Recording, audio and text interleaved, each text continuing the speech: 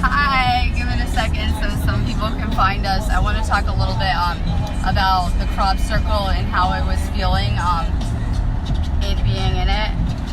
So I'll wait till some people find us and I'll talk a little bit about what is going on and what it kind of felt like in the crop circle. I just did a couple live videos the best I could. I wasn't really in the mood to go live anyway today, but I kind of did anyway. Like I was just going to kind of not really video there. So I kind of pulled through it, did some lives. On my whole energy field, this is my third crop circle I've been in, and it feels really, see, can't flow to the channel. You feel really radioactive in it. I know, you can't. Just screws my down. You can't. It feels really radioactive when you go in the crop circle. Like my whole body feels really like prickly, tingly. And not just like my legs where you're like walking in the field, because we were with someone else and they're like, oh, maybe it's from the field, but no, it's like I can feel it in my face, my like real prickly, tingly, almost like a radioactive kind of feeling. It's the only way I can describe it, is like it's radiation all the time. And you know, the closer that you go see one of these fractalized patterns, call it what you want, crop circle, the more powerful it's going to be. So, you know, you can show that, it shows scientifically that these, you know, ionized radiation particles will last like 2 weeks in these crop circles, and then they kind of go away and dissipate. They have a 2-week shelf life. So it's full of ionized radiation. It's very similar to me when I kind of try to view it, like the Ascension energy is coming in. There's a lot of radioactive energy hitting this planet. And, you know, it's having either negative or positive effects on people depending on where they're at spiritually. You can always tell the difference between what the crop circle feels like to me and to my boyfriend, I notice, and other people, right? That it might feel different, these experiences, to different people. I know we're all, you know, one having our own perspectives and experiences from our own points of view and things like that. When I go in these crop circles, they get me so high I almost can't do videos, right? That's what his friend just noticed, that, you know, I'm all happy in it and running around and like, you know, in my element there, right? And I could sit in that thing all day. Like if I didn't have anything to do, and if it didn't irritate my boyfriend so bad, that energy, I'd probably sit in there all day. Like no problem. And I've seen a lot of like research scientists that had the same thing happen to them as my boyfriend. He's very electromagnetic, energy sensitive anyway. When we have a lot of these geomagnetic energies coming in, it tends to be irritating his skin. And, you know, everyone feels and processes energy in a different way. You know, to me, I mainly feel it. When I was in the crop circle, my ears are still ringing, that we could both hear the frequencies, that you could like hear the sound frequencies, vibrations. My whole head feels kind of real dizzy and light still from it, and my ears aren't ringing, but I don't know, they have a lot of energy kind of buzzing through them, we'll just say that. And so it irritates his skin. When I've seen other people have that happen to them, we had a research scientist that went to research these crop circles, and just going near it, not even going in it, he got like kind of like radiation burns on his body. A lot of people that study these crop circles, they are too afraid to go in it because they don't know what it can do to the human body until they research it. You know, with scientists, they don't usually go running in the crop circle until they do some kind of like test to make sure it's safe for people. We're always like all over it. What is a crop circle? Right now I am leaving Surrey, England, which is over by London. We went on quite a road trip to get over here. And these are patterns being left in the earth. A lot of times they are being left in ley line areas. I believe that they are galactic messages left by alien crafts for us, trying to wake us up to the interdimensional. They're basically messages from another world. There is some type of debate over what they are. You know, some people talk about they could be fractalized source energy imprints, they could be aliens. I've been in several of them now, and you can definitely feel their galactic frequencies on every level, that this is galactic energies that are making these patterns. I believe that they look a lot like craft landings. I've looked into a lot of scientific research because people talk about, you know, people are very fast to say that this kind of spiritual stuff is fake on every level. I'm the type that has to go see this stuff to, you know what's up. So I've been to several of them. They're definitely legit. They do crazy things to your energy. We were just talking about how it's crazy how, you know, we have these life plans, right? We made these life plans before we came here.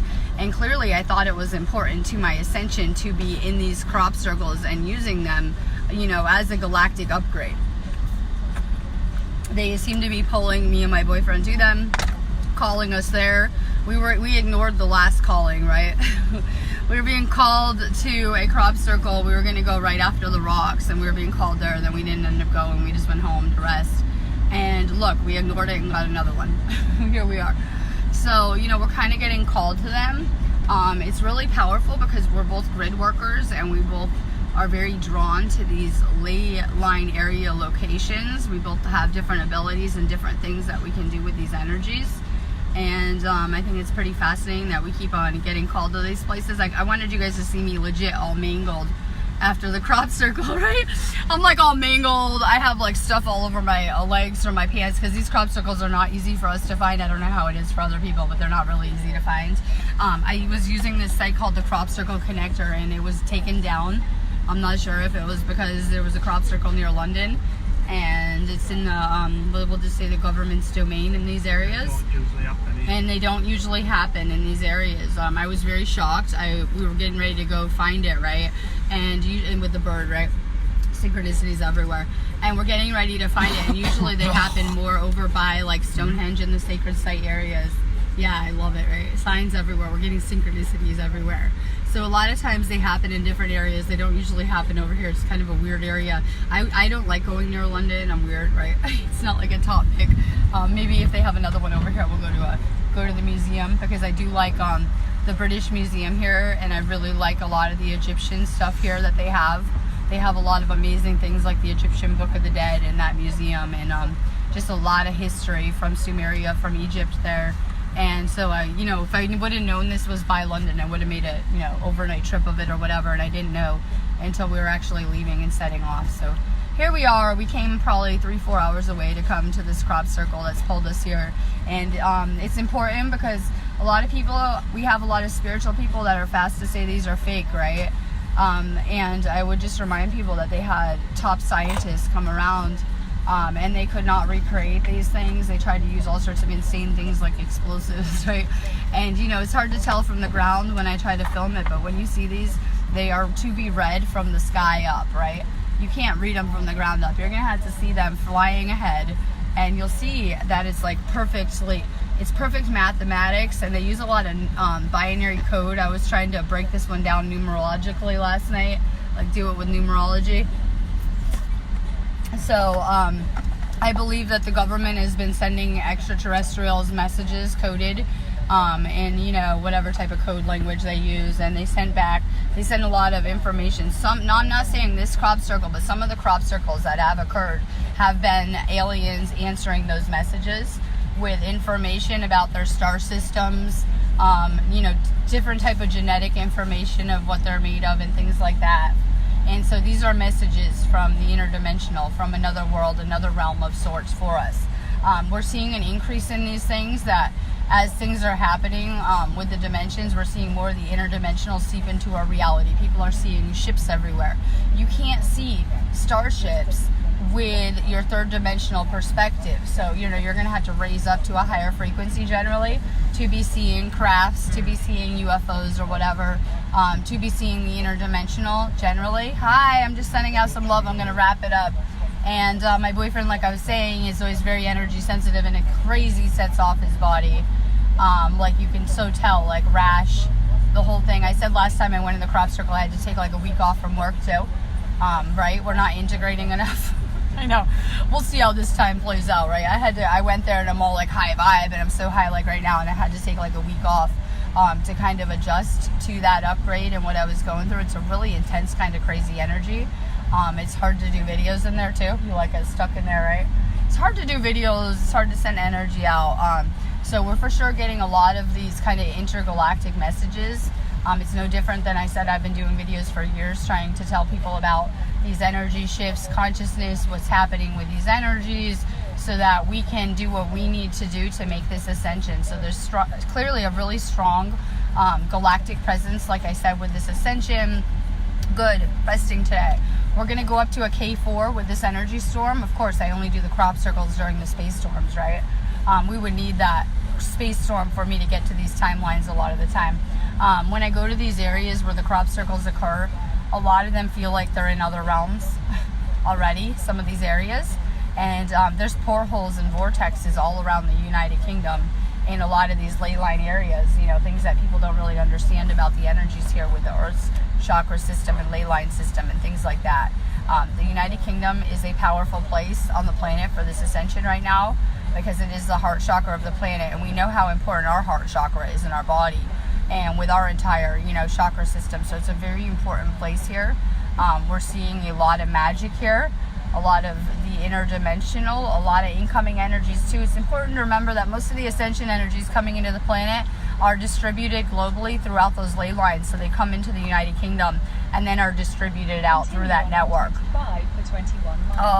I'm gonna get off of here. We're making a crazy road trip back too, right? Catherine will be in London tomorrow, I believe. If you guys have time, try to go check out that British Museum. I really like the Egypt room. It's really like amazing vibes in there. I could like meditate in there or camp out there all night, right? I want to spend the night in that room. I want to go spend the night with the mummies and stuff in that room. It will be so amazing. But they have a lot of really amazing things in that city. So we're definitely getting out of here. But I wanted to tell you guys how crazy it is. You can tell that it does crazy things to your energy. Like I feel like hot all over immediately. It's a pretty cold, rainy day out today. And I'm burning up head to feet. You know, prickly. Not just people will say, oh, that's where you're walking through the fields. No, whole body. Insane, pins and needles, prickers.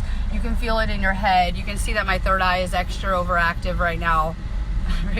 Extra overactive, you can tell.